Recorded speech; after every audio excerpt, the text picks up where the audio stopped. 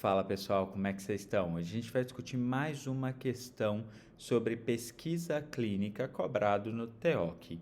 Essa é uma questão interessante porque ela vai refletir sobre algumas características dos ensaios clínicos randomizados de fase 2 e de fase 3. Vamos dar uma olhada então no enunciado da questão.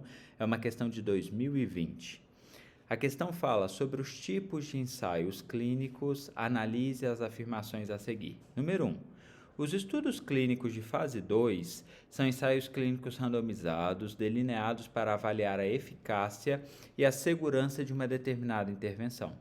Então, essa foi uma alternativa um pouco complexa e a gente vai ver depois por quê. Quando eu penso no estudo clínico de fase 2, eu estou falando de um estudo que já é feito em pacientes, ou seja, portadores da condição na qual eu quero testar determinada intervenção, já é uma característica dos estudos de fase 2. Esses estudos normalmente são um pouco menores e eles têm como característica o teste de segurança de uma determinada intervenção e eles começam a avaliar a eficácia. Mas o objetivo final de um estudo de fase 2 não é a avaliação real de eficácia ou de superioridade de eficácia. Esse é o objetivo de um estudo randomizado de fase 3. No estudo de fase 2, a gente checa a segurança e começa a ver os dados de eficácia, como, por exemplo, a sobrevida livre de progressão, a taxa de resposta objetiva e assim sucessivamente, ok?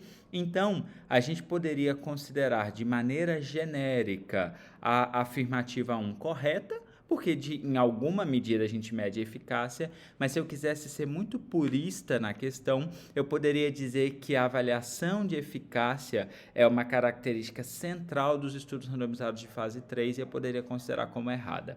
Vamos deixar um ponto de interrogação. Segunda afirmativa. Estudos clínicos randomizados têm como grande vantagem o fato de que a alocação aleatória dos sujeitos de pesquisa evita possíveis fatores de confundimento por dispensar igualmente tais fatores entre os grupos de forma paritária.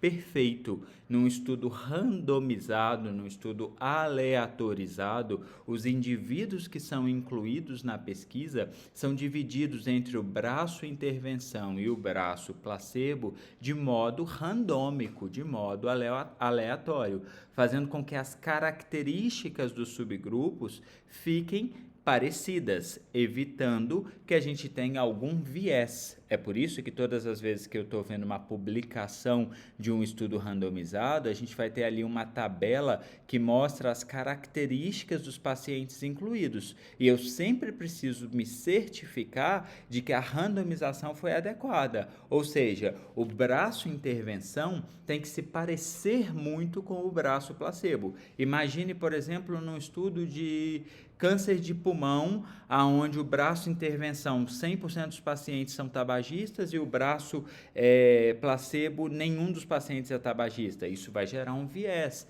Será que eu posso confiar no dado desse estudo? Então, é super importante que o estudo seja aleatorizado e essa é uma das características dos estudos randomizados. Por isso, a afirmativa 2 está correta.